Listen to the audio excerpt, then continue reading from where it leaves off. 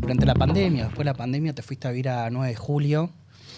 ¿Cómo fue esa decisión? Que también fue el fin de la banda, pero tu experiencia, tu vivencia en 9 de julio, ¿qué encontraste ahí? También a nivel musical y nivel personal. Sí, bueno, con el comienzo de la pandemia se rompieron muchas cosas, o por lo menos temblaron. Y ahí, bueno, con el final de la banda, de lo que fue de La Gran Piñata, yo ya hace tiempo que venía con ganas de... Estaba viviendo en Capital, en Paternal, y siempre me pareció demasiado avasallante la ciudad. Conocí a 9 de julio hace más de una década y era un plan para hacer en algún momento, y bueno, con la pandemia, sin banda y todo eso, era el momento. Me fui para allá y encontré lo que estaba buscando, esa tranquilidad de... Nada, parece detenido en el tiempo, ¿no? Una hermosa ciudad con corazón de pueblo, le dicen.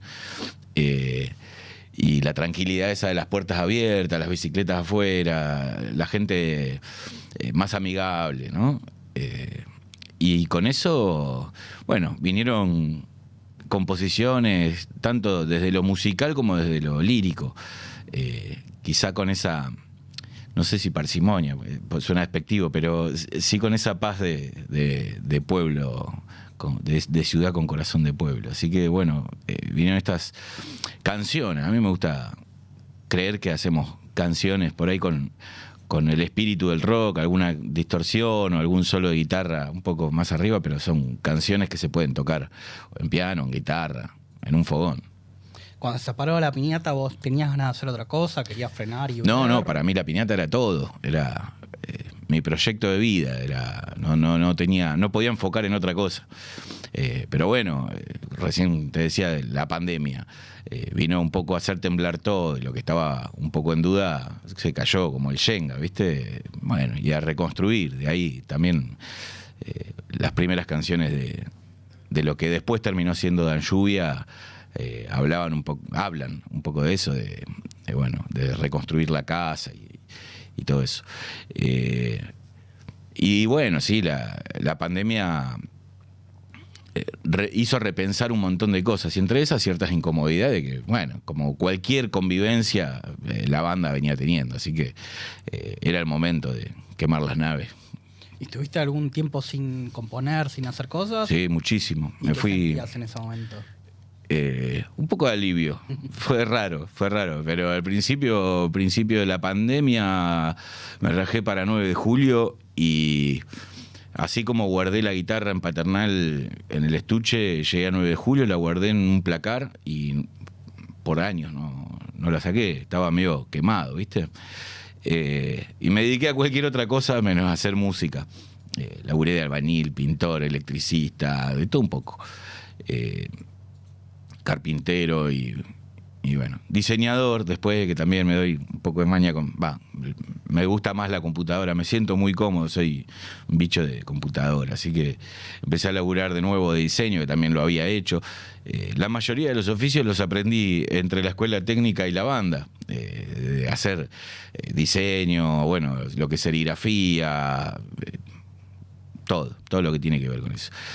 Y de a poco empezaron a tomar cierto protagonismo esos papelitos que uno escribe y tira ahí en un cajón. Y dije, a ver qué pasa con esto. Empecé a recompilar un poco eso y bueno, la guitarra golpeándome la puerta de dentro del placar, como el corazón del ator, ¿viste? Y a cambiarle las cuerdas, porque también mucho óxido, mucho tiempo había pasado. Y nada, me encontré con algo hermoso, que no es que había olvidado, pero sí con los que estábamos un poco distanciados, no enojados, pero...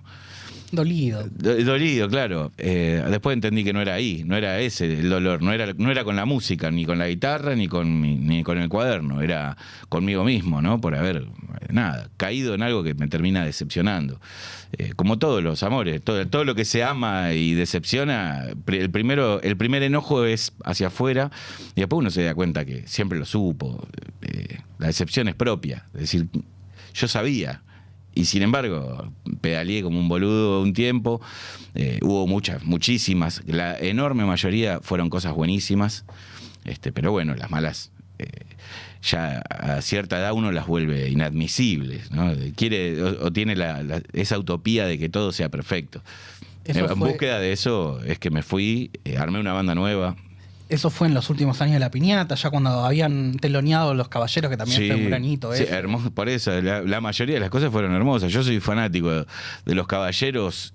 Para mí, un placer enorme haberme enterado que volvían Los Caballeros, y me enteré en el mismo llamado telefónico que volvían Los Caballeros y que íbamos a abrir nosotros el show. Así que para mí una locura. Han pasado cosas así que me siento muy afortunado. Y esa vorágine después de eso fue...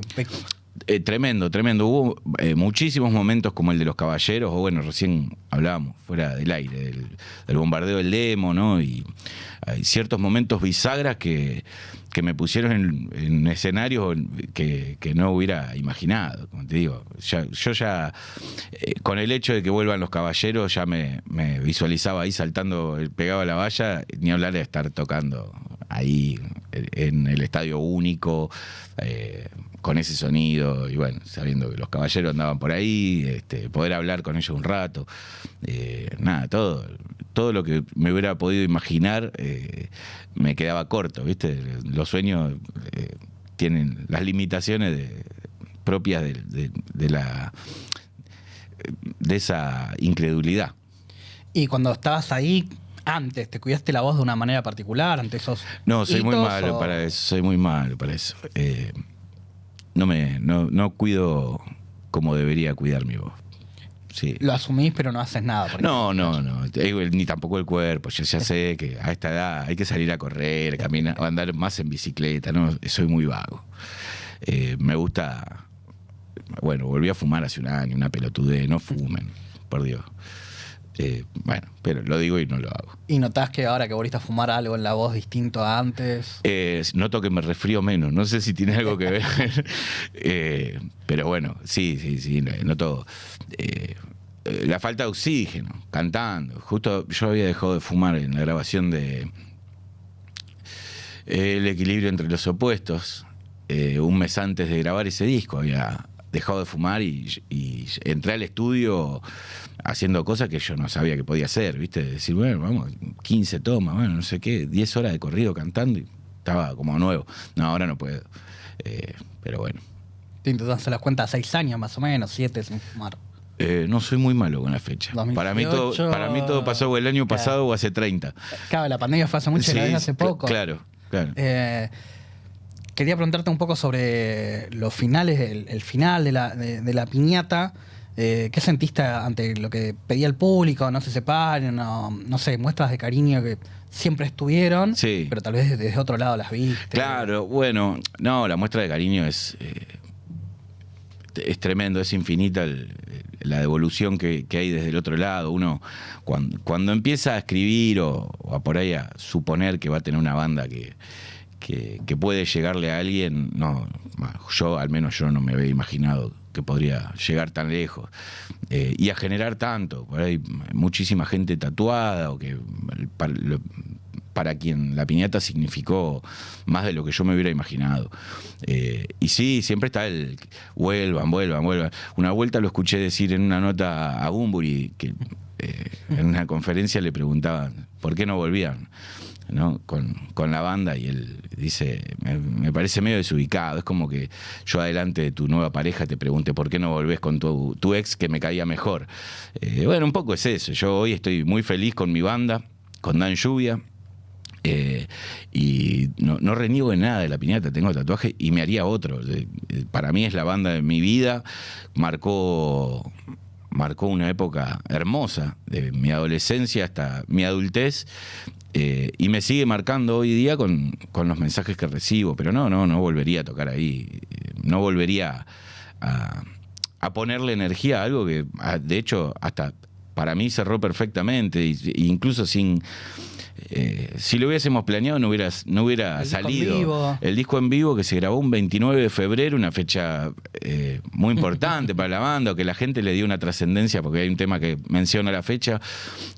Algo que sucede cada 4 años fue justo ese recital que cayó, terminó siendo el último sin saberlo, porque hasta ahí no teníamos planes de nada, estábamos en la mejor, y terminamos tocando un 29 de febrero, grabándolo, que no solíamos grabar nuestro show. Así que la verdad que la historia de la banda desde el principio hasta el final parece escrita por un guionista, ni se me hubiera ocurrido. Entonces, ¿para qué cagarlo haciendo un show más o haciendo algo que jamás va a superar lo que pasó un 29 de febrero que quedó grabado? Hablamos de el bombardeo del demo, que era un segmento de Day Tripper, de Juan Di Natale y de Dio de la Sala ahí en Rock and Pop, que dio la posibilidad a muchas bandas de rock que están iniciando, otras con trayectoria, a hacerse conocidos, a concursar, a que lo votaran los oyentes. ¿Extrañas esa época donde si sonabas en la radio era, che, le cuenta a mi vieja, estoy en la radio? Sí.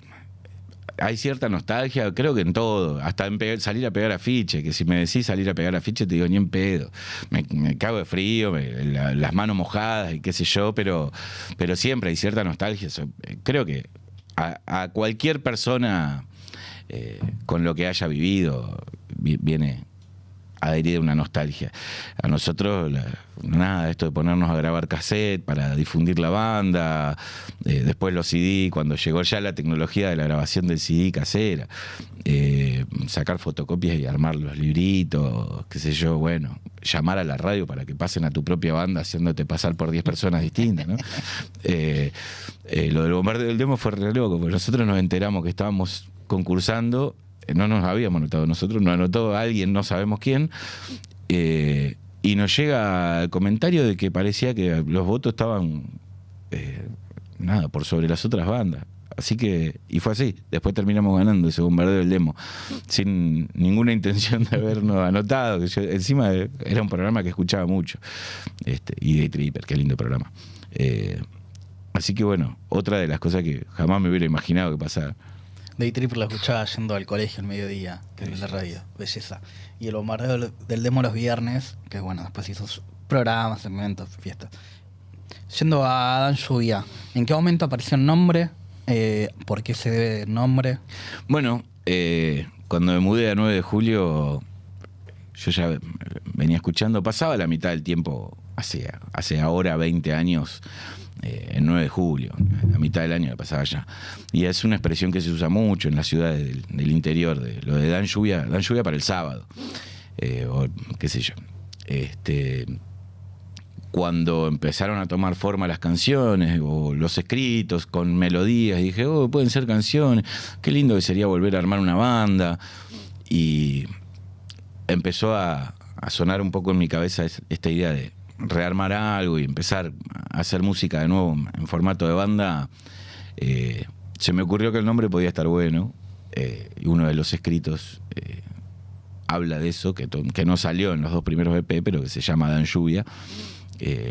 Y un día comentándolo con un amigo allá, el tema del nombre y la idea del nombre, digo, me parece que Dan Lluvia sería el nombre de la banda. Digo,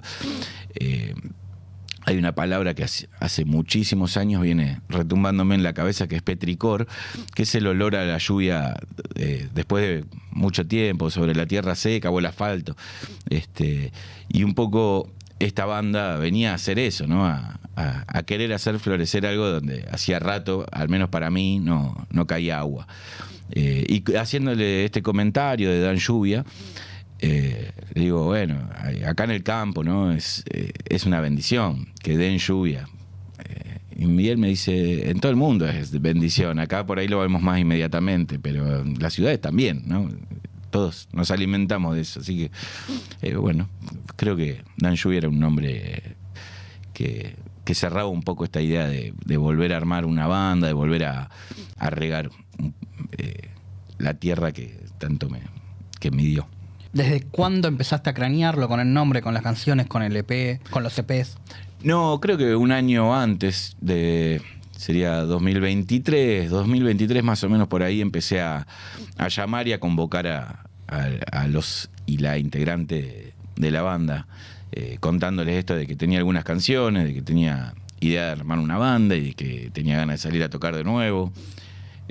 Todos amigos y amigas de acá de Buenos Aires, bueno, el baterista de Luján, pero gente que hace décadas vengo cruzándome musicalmente y amistivamente. Bueno, Juan, el guitarrista, es el papá de mi ahijada, por ejemplo, ¿no?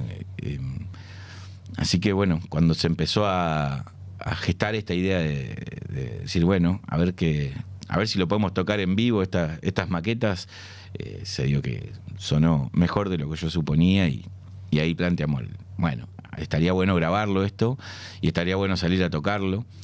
Y bueno, salió creo junio y julio, los 2 EP de la banda, y en fines de julio estábamos tocando por primera vez, así que sí, ahora estamos festejando los 2 años de estar en el camino de la música. ¿Cómo fue esa decisión de sacar 2 EPs, uno pegado al otro, con 4 canciones cada una, con los nombres ahí como de la cara B y cara C, o sea, cara A, cara B? Sí, bueno, vivimos en una época en la que esto de los EP tiene mucho más, mejor resultado que sacar un disco con 8, 10, 12 canciones, que por ahí hay muchas que se pierden en la vorágine de la salida de canciones nuevas, qué sé yo. Entonces teníamos ya la idea de sacar en EP, con la casualidad de que la primera canción que escribí después de La Piñata fue Nada Más. Esto de reconstruyendo la casa, voy convirtiéndome en hogar. Y la última canción que sale, ya viviendo en 9 de julio y cuando veía que tenía un par de canciones, es Nada Menos. Entonces digo, bueno, me parece que es una linda manera de verlo, que es la misma historia contada de 2 veredas distintas, ¿no? Nada más y nada menos hablan de lo mismo, visto desde quizá la manera en la que uno se congela cuando ve que hay tanto por hacer y no sabe por dónde empezar. Y es, bueno, ladrillo por ladrillo. Y la otra es cuando uno se sienta a ver los resultados y Nada Menos habla un poco de eso, ¿no? De ver lo sencillo de la vida, que no es tanto la casa, sino el hogar, ¿no? ¿Qué te pasa cuando tocas temas de La Piñata, cuando te piden ciertos temas? Me encantan las canciones de La Piñata, soy fanático, soy el primer fanático y creo que ahora suenan muy, muy lindas con la banda esta, con una acústica, con teclados, con instrumentos que para mí a La Piñata le hubieran quedado muy lindo y bueno, ahora me puedo dar el gusto de escucharlas como los tenía quizá en mi cabeza. Musicalmente yo le veo cierta diferencia, pero quería que lo digas vos. ¿Qué diferencias ves entre Dan Lluvia y Piñata? Bueno, es una banda con otros integrantes que ya con eso te podría responder, decir, sí, cada uno tiene su impronta, su manera de tocar, si bien las canciones y la voz, que a veces la voz es por ahí lo primero que uno escucha y reconoce en una banda, si bien las canciones, la voz son la misma, las personas que lo interpretan son distintas. Entonces ya de por sí hay una variación. Pero también creo que es una banda un poco más técnica. Con La Piñata quizá éramos un poquito más sanguíneos. No sabíamos muy bien lo que estábamos haciendo. Tocábamos fuerte y a veces rápido, canciones que viéndolo, siendo un poco más grande, digo, no sé, disfruto mucho más de sentarme a ver a un recital de Pink Floyd desde la tribuna que estar haciendo poco en la renga. No quiere decir que no lo disfrute, pero me gusta más contemplar un poco esa cosa que pasa, esa energía que pasa cuando los músicos conectan con la música desde otro lado. Y bueno, creo que Dan Lluvia tiene eso, tiene un nivel de detalle que si bien son canciones que se pueden estar disfrutando haciendo pogo al lado de la valla, también se puede disfrutar desde el detalle, ¿no? Decir, bueno, a ver qué pasa, me voy a quedar acá en la barra, acodado en la barra, tomando algo y cerrar los ojos y escuchar qué hace la acústica. Hay 2 guitarras eléctricas, unos teclados, un sintetizador. Bueno, Diego Belli, que es un baterista de la hostia, que tiene muchísimos años de batero, entonces, nada, tiene...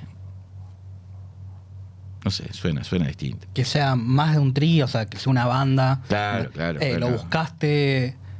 Sí, totalmente. Yo tenía esta formación en la cabeza cuando me empecé a imaginar cómo serían esas primeras canciones que empezaron a salir, me imaginaba esta formación y me encanta.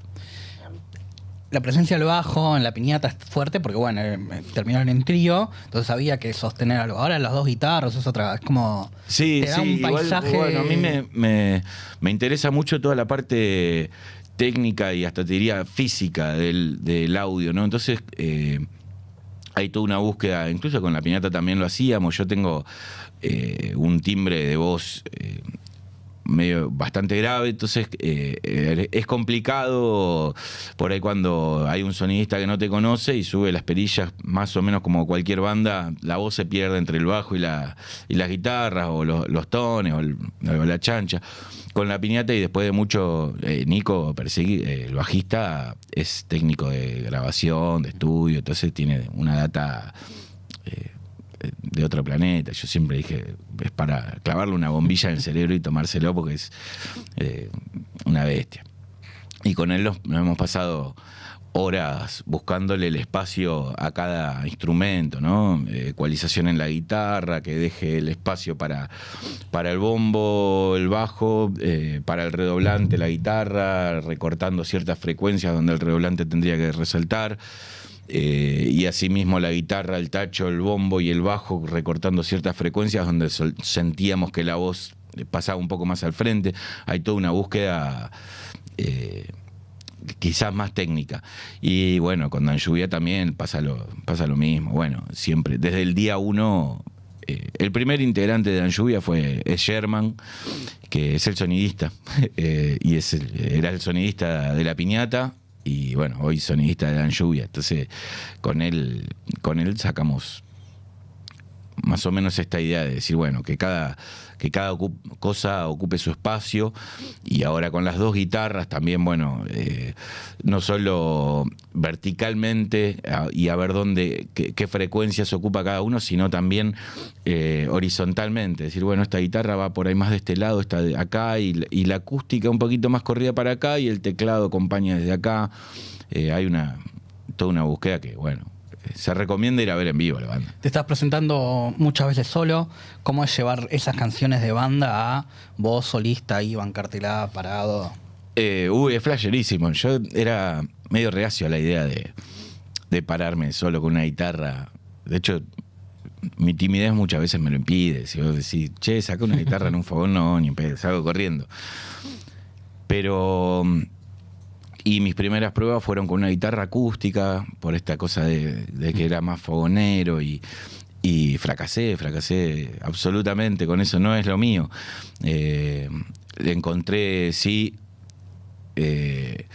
una forma de hacer sonar y de sentirme yo cómodo con la guitarra eléctrica, con mi pedalera, con lo mismo que toco con la banda. No es el mismo audio, tiene también otra búsqueda. Ahora con otra guitarra, con otros micrófonos, unos P90 que tienen una dinámica mucho más grande y me permite hacer otras cosas. Y reencontrarme con las canciones sin la necesidad de estar siguiendo o poniéndome de acuerdo con otra gente, interpretando la misma canción. Descubrí un montón de cosas de mí. Descubrí que hay un montón por mejorar, y descubrí que hay cosas que no sabía que sabía hacer. Está buenísimo, a mí me gusta. Armonizar ese momento de tocar solo la guitarra y cantar me da el espacio como para improvisar un montón. bueno, enganchar temas o hacer pasajes de cosas y a modular, no sé, tal tema termina en re y el otro empieza en fa sostenido y decir, bueno, y en ese momento estar pensando cómo hago para pasar de un re menor a un fa sostenido menor y empezar a jugar con la música. Me da el espacio para esto, para las dinámicas, para bajar el volumen un poquito y cantar fuera del micrófono, cosa que también me gusta mucho y ver cómo se llena un lugar con una voz a capela, ¿no? Y estar cantando con la gente, nada, de par a par. Pasan cosas que con la banda sería imposible, ¿no? O habría que ponerse de acuerdo durante mucho tiempo y practicarlo mucho. Y creo que pierde justamente esa cosa de la sinergia entre lo que está pasando en la gente y lo que está pasando en uno mismo. Creo que como la canción desnuda, ¿viste? Estamos todos en pos de que pase lo mejor posible con la canción y que se exprese. Somos todos un canal. ¿La voz, tuviste clases? ¿Tomaste clases? No, nunca. Me encantaría, pero como te digo, soy vago. No, me encantaría, pero no, nunca pude. ¿Y de viola, de guitarra tuviste, hiciste? Sí, hace no tanto, quizá. Bueno, fue el último año de la piñata, previo a la pandemia, y antes de irme a 9 de julio tomé clases con un profesor muy groso que me corrigió un montón de ideas erróneas que yo tenía, bueno, no sé si erróneas, pero que me quedaban incómodas y me ayudó un montón a encontrarme con mucha más libertad con las cosas que antes buscaba medio manoteando por ahí por la guitarra. Acomodó varios conceptos que yo tenía un poco desordenados. ¿A qué edad empezaste a componer tanto música, letras? No sé, tengo muy mala memoria. Sí sé más por anécdotas que por memoria que a los 8 años empecé a agarrar una guitarra criolla que había en casa y primero a jugar con el sonido, a veces a pegarle a la caja y a veces a hacer sonar las cuerdas sueltas. Después seguramente el primer riff fue el de Nirvana, el tan, tan, y esas cosas de componer. No recuerdo. Calculo que sí, a los 13, 14.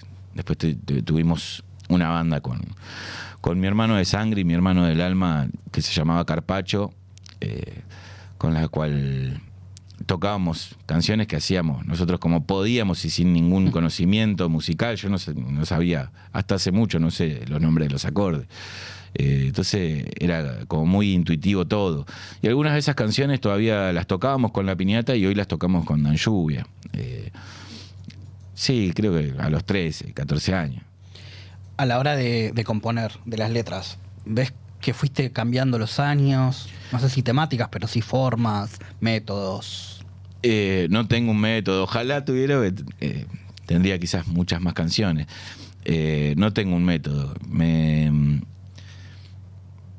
Me sale esto de algún pensamiento, bajarlo a una hojita o algún mensaje, incluso a veces. Ahora me estoy amigando un poco con la tecnología. Me compré una aplicación para notas, pero bueno, sí, de esta cosa de ir escribiendo ideas o pensamientos o tengo muy mala memoria para muchísimas cosas. Y tengo buena memoria para muchas boludeces, como las charlas de borracho de bar. Entonces, que es donde salen quizás los mejores pensamientos. Y de esas cosas, con el tiempo o separado de eso pasa también lo de la guitarra, de ponerse a hacer un mate y agarrar una guitarra que está ahí y ponerse a tocar una nota y empezás a probar otra y te decís, mira, tin, tin, tin, bueno, esto puede ser, con aquella letra puede ser una canción, y empezar a juntar y decir, acá hay algo. No tengo un método, pero sí, no, creo que eso se mantiene con los años. Sigo siendo igual de desordenado que mucho más pendejo. Sí, siento que lo que fue cambiando un poco es mi percepción del mundo, no le escribí a las mismas cosas a los 16 años que a mis 44.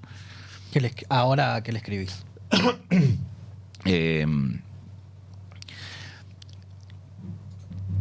Quizás a cosas más sencillas.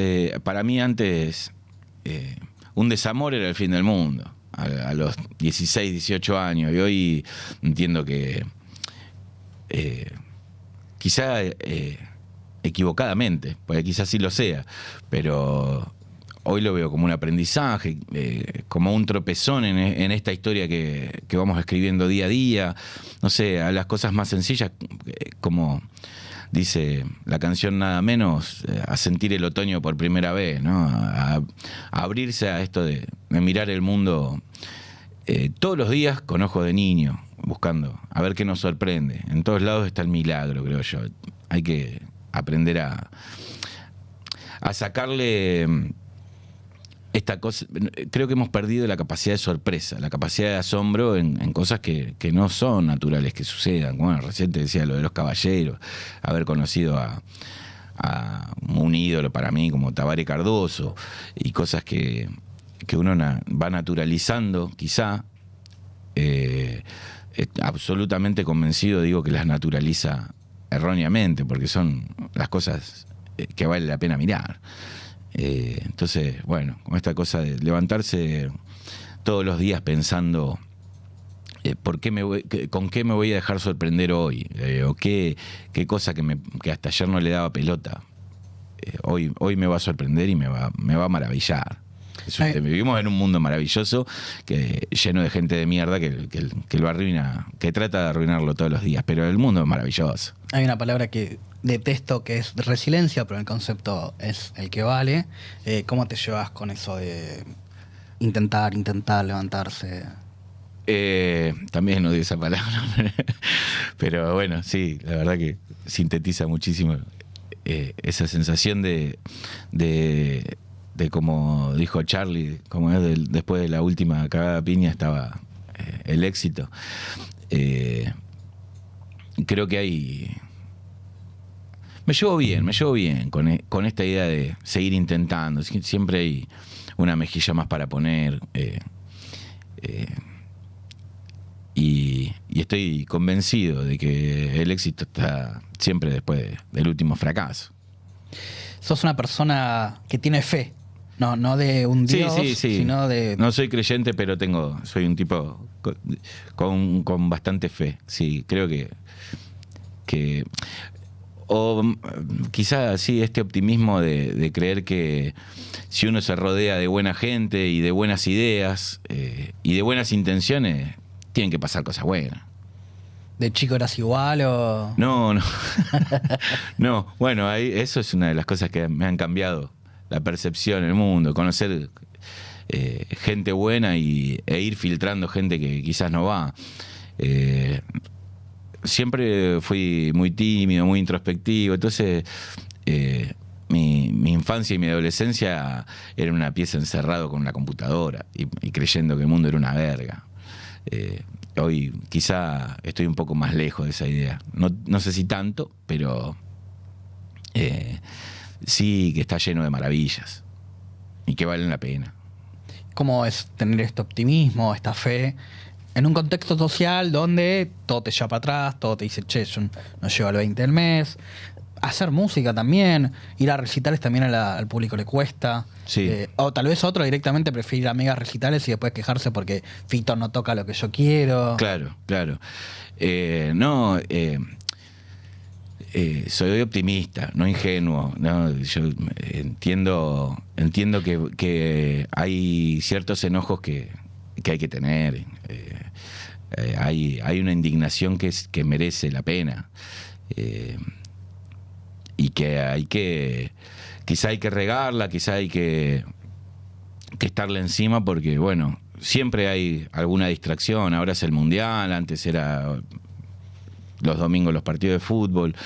Que esas distracciones, los recitales, que esas distracciones, la verdad que considero necesarias, porque bueno, tampoco se puede estar todo el tiempo combatiendo con nuestra propia cabeza.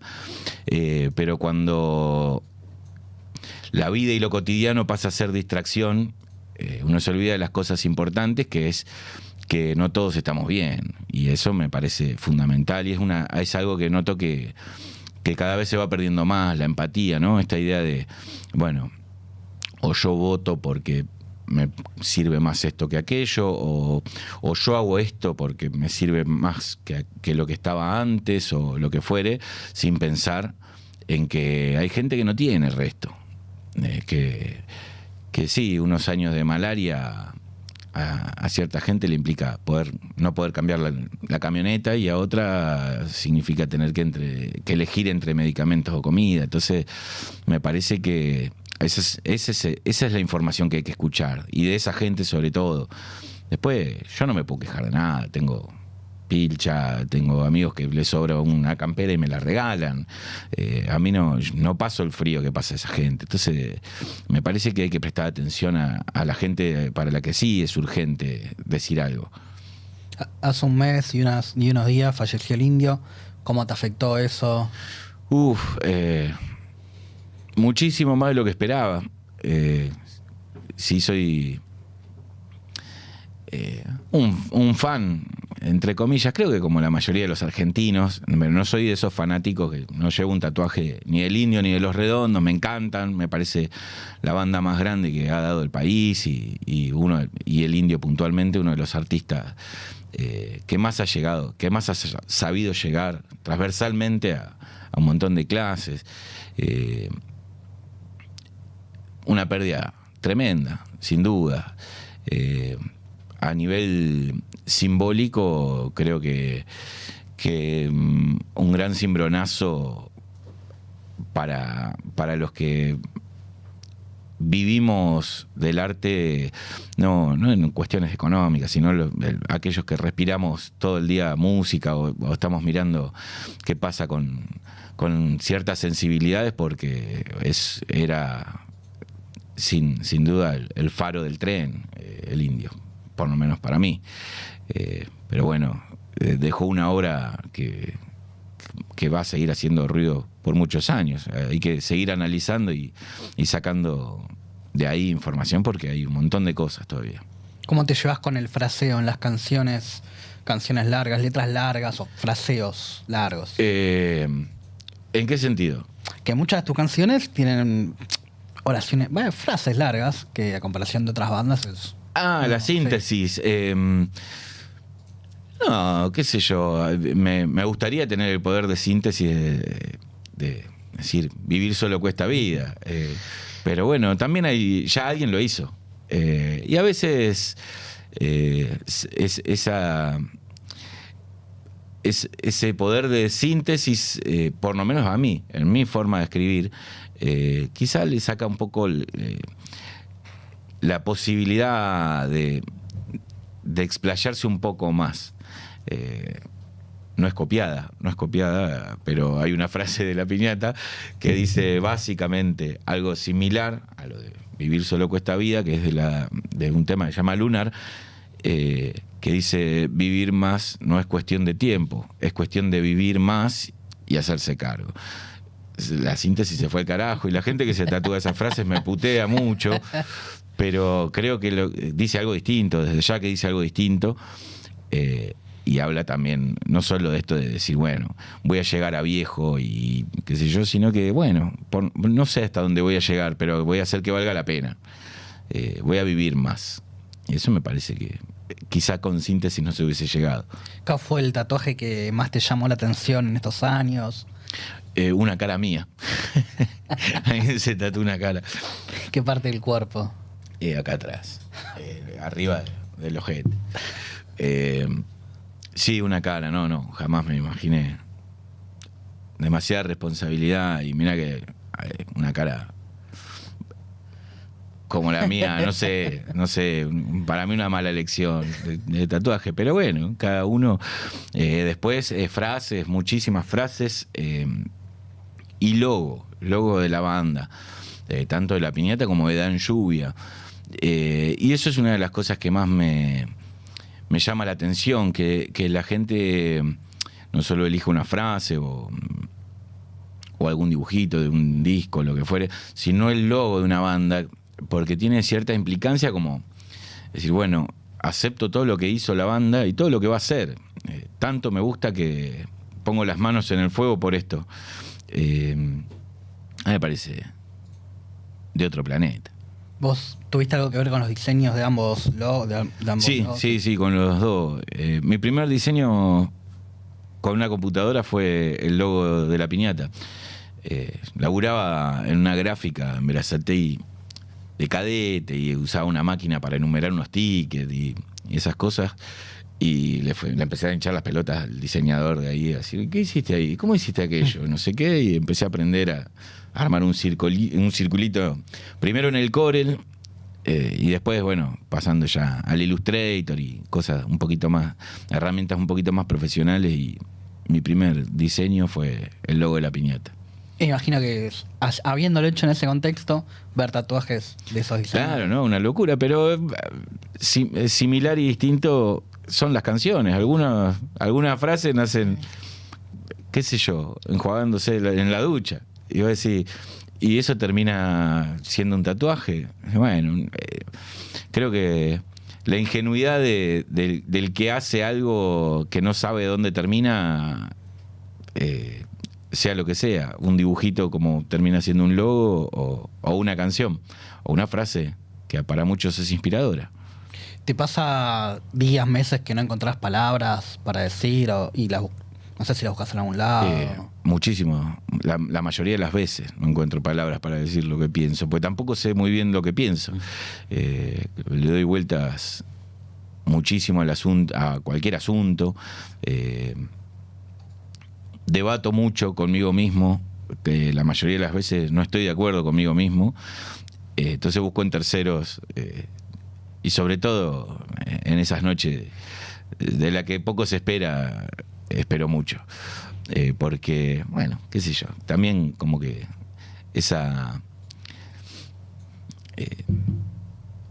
Chica rico mate. Esa cosa de despojarse de toda solemnidad y de charla seria, quizá de la boludez más grande termine saliendo un pensamiento que vale la pena desarrollar, probablemente al otro día un poco más sobrios, ¿no? Pero me parece a mí que esas charlas hermosas y distendidas entre borrachines son totalmente necesarias. A mí que alguien cante sin punto ni coma me parece maravilloso. ¿Cómo? Que alguien cante sin punto ni coma me parece maravilloso. Bueno, hermoso, gracias. ¿Leíste a lo largo de tu vida? ¿Lees? ¿Es algo que te gustaría hacer más? De muchísimo más joven leía más. Como que encontraba en eso, en la lectura y en cultivarse, resultados inmediatos, ¿viste? Uno, qué sé yo, a los 16, 18, 20 años lee y siente como al momento de querer expresarse le vienen las palabras a la cabeza. Hoy ya no me pasa, hoy me distraigo leyendo un libro y me doy cuenta que hace 10 hojas no estoy prestando atención a eso y estoy pensando, divagando, formulando ideas que no llevan a ningún lado. Entonces cuesta muchísimo más mantener la concentración. Uno de mis escritores favoritos es Cortázar, pero he leído algunas otras cosas que me excedían por completo y lo siguen haciendo. No sé por qué terminé leyendo mucho de Nietzsche y de filosofía, que la gran mayoría no la entiendo. Pero bueno, seguramente alguna llamita han encendido, o por lo menos me han contagiado la necesidad de cuestionar todo. Y con música también, algo que no entendías en ese momento, que después a lo largo dijiste, pará, me entra de otra forma. Sí, totalmente. Bueno, quizá con la música, bueno, no, también con la lírica pasa a veces que uno, por ahí la frase en sí no te lleva a una imagen, pero hay algo en el fraseo, en el acento, en la palabra, en el poder de la palabra que te genera algo, ¿no? Bueno, el tema Por de Spinetta, ¿viste? Es decir, parece el alias de un banco y sin embargo, cómo lo canto, cómo está tocado, o la elección misma de las palabras y su sonoridad te generan algo. Pero muchas veces, o escuchar música en inglés o en otros idiomas que no conocemos, es decir, qué lindo lo que está pasando ahí, qué sé yo. Bueno, con el tiempo fui aprendiendo inglés o aprendí un poco más de música, quizá entiendo un poco más lo que está pasando, pero no sé si es bueno o es malo a veces. Es. Totalmente. Me pasa mucho de que viene gente y me dice, che, mirá, te hago una crítica, igual yo que no soy músico, no sé qué, me dice, para mí es muchísimo más valedero que venga de vos que cualquiera que venga con cuestiones técnicas. Che, fíjate que la séptima acá podría ser tal cosa o tendría que hacer, porque quizá con el tiempo lo hubiera resuelto yo eso, pero la percepción del tipo que no sabe, me parece que esa inocencia, no sé si es bueno perderla. ¿Y hay alguna frase que te hayan dicho o algo que te hayan criticado de gente que no viene de la música que te quedó, que tomaste? No tanto en cuanto a las frases. Sí, en lo musical quizás, viste, de che, tal disco lo hicieron más pesado que el anterior, o se fue volviendo más pesada la banda, o ahora con esta banda es como todo más cancionero. Son distintas percepciones, apreciaciones de lo que uno va haciendo. Sí, crítica, yo suelo escuchar mucho, difícilmente caiga en una elección estética por casualidad. Le doy muchas vueltas a todos los asuntos. Entonces, cuando vienen y me dicen, che, el último disco de La Piñata es bastante más pesado que el anterior, sí, te tomo la observación, porque ni lo puedo tomar como crítica, era algo que sabía que estaba pasando. Y esta banda es más cancionera, ahora es como más no sé qué. Sí, totalmente. Me llevó años en mi cabeza hacerlo. Así que sí, te escucho. No sé, me han dicho, sí, che, a esta banda le faltan canciones más pesadas, como tenía La Piñata, no sé, tenía Fiebre o Ícaro. No sé si le faltan esas canciones, ya se escribieron. ¿Y por qué no las podemos tocar? Y venía un recital y tocamos Fiebre, tocamos Ícaro y después tocamos las 8 canciones que no estaban escritas hasta el momento, inéditas. Entonces, me parece que aportamos obra al mundo, no volviendo a hacer Ícaro y Fiebre, cambiando de la letra, los acordes, diciendo, bueno, vamos a buscar por acá qué es lo que la gente quiere. Lo que la gente quiere ya lo grabamos. Ahora hagamos otra cosa. Quizá algo que incomode, quizá algo que todavía no estén aptos para recibir, y quizá en algún momento sí. La Piñata existía mucho tiempo antes de llevar público y mucha gente vino a verla y no gustaba. Yo creo que pasa con la mayoría de las cosas. La gente atrae a más gente. No sé si tanto la música. El mismo tema que mucha gente había escuchado sola en un bar, a veces hemos tocado más gente arriba del escenario que abajo con La Piñata. Y esa gente no estaba después en los recitales. Hasta que llevamos más gente. Y ahí la gente volvió. La gente que alguna vez escuchó una canción, cuando vio que algo pasaba, solemos buscar como la aceptación del resto en lo que nos gusta para hacernos cargo de que nos gusta. Bueno, eso es algo que lo digo muy seguido, que es háganse caso a ustedes mismos, porque eso creo que es la mejor manera de bancar al under. Esto que decís que era una crítica, que te decían que era el sonido más pesado, bueno, también era un trío que tenían que ser los tres ahí, como sí, era distinto, claro, distinto bueno, ser un trío que tener más. Sí, no sé, hay tríos como Soda Stereo que por ahí, el peso no pasa por las distorsiones o los cortes, qué sé yo, pero tenés tríos como Carajo, en los que sí. No era una necesidad, sino una búsqueda artística, estética. Es decir, bueno, sí, queremos ser una patada en la cara. Con canciones, porque no dejaban de ser canciones, pero queremos sonar más pesaditos. Sí, era una búsqueda. A la hora de componer, ¿estás componiendo distinto que cuando estabas en La Piñata? No, de la misma manera desordenada que te contaba hace un rato, papelitos y capaz que la guitarra y melodías que quedan por ahí dando vueltas. Pero sí pensás otros instrumentos que antes tal vez no. Claro, bueno, a la hora de producir esas canciones, la canción arranca con la guitarra. Si se puede tocar en la guitarra, va bien. Después, bueno, así en un disco, ahora a ver qué puedo hacer con la acústica. ¿Lleva o no lleva acústica? ¿Lleva o no lleva batería? Y esas elecciones. Sí, creo que el plantel de la banda ya está armado. Estos son los elementos con los que se puede armar alrededor de la canción. Eso no nos cierra que si una canción lleva una sección de viento. Sí, bueno, sí, en esta canción vamos a invitar y llamamos. Pero creo que hoy la normativa es, bueno, con estos instrumentos se puede hacer un montón de cosas. Primero explotemos esto.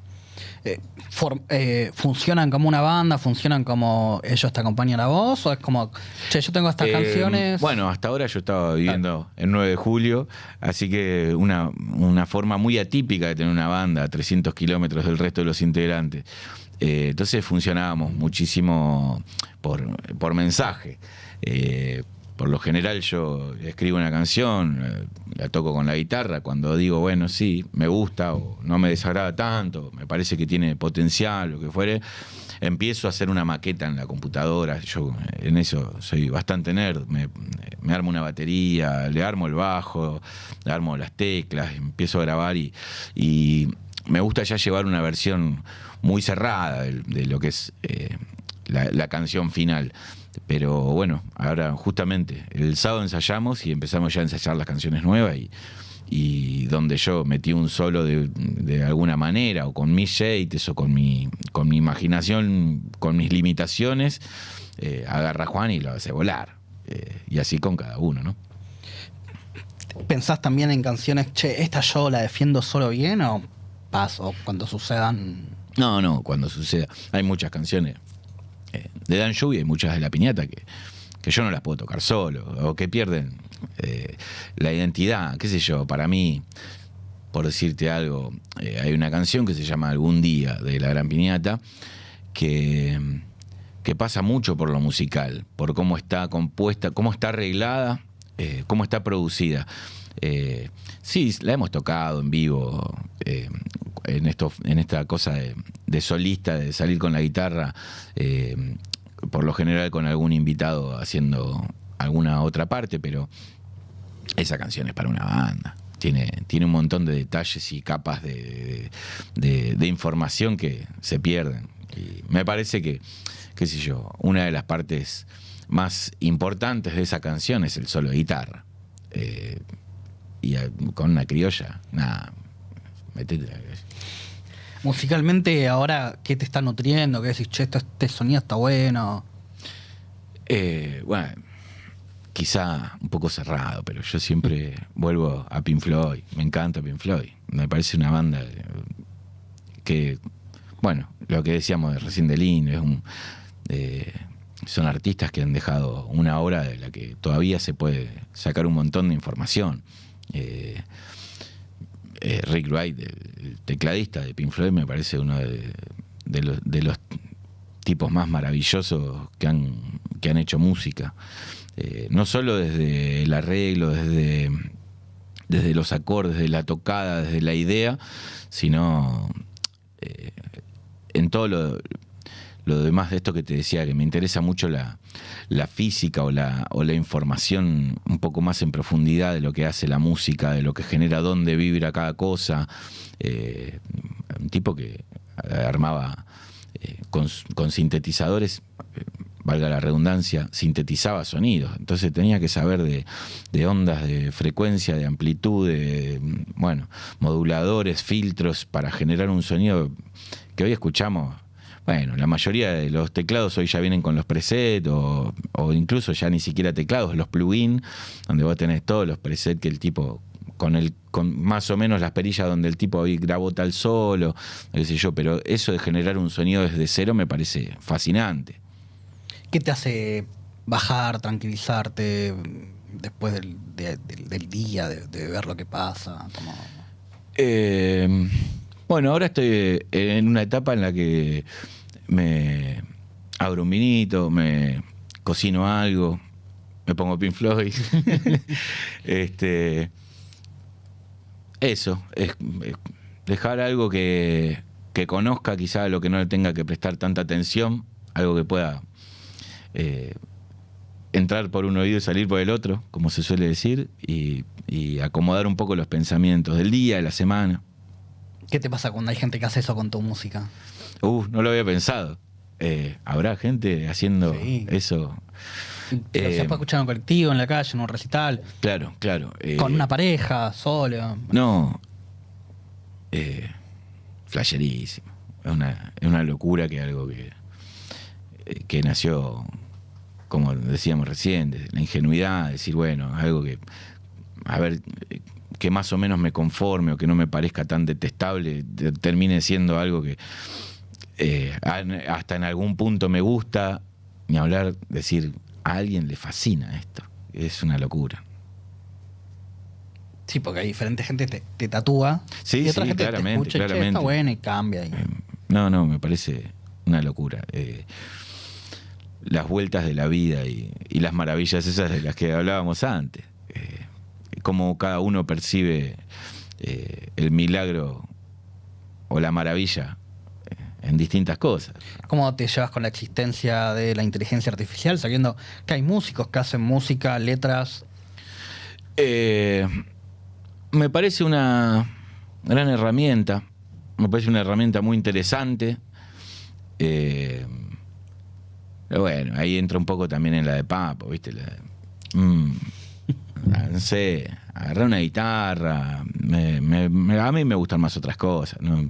Capaz que me pones una canción y me decís qué te parece y te digo está buenísima. Bueno, está hecha con inteligencia artificial y yo entré como loco. Si no hay manera de saberlo, no sabría decirte qué me pasaría en ese caso.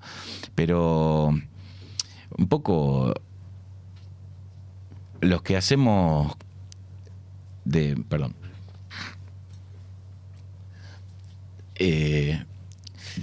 música o pintura o cine o teatro, lo que sea el arte que sea, utilizamos un poco el engaño de todas maneras, ¿no? O de alguna manera para lograr un efecto. Qué sé yo tengo una pedalera que emula un equipo valvular, y si vos decís, ¿y esto en qué se parece al disco Invisible de Invisible? Y no, los tipos tocaron de una toma todo eso,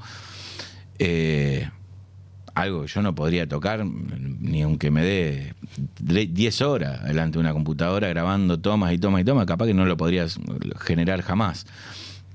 Los tipos lo generaban en un par de tomas con equipos que al tiempo de calentarse empezaban a tirar armónicos que no iban y qué sé yo, y bueno, yo lo hago en una computadora con una placa, con una pedalera que emula un equipo.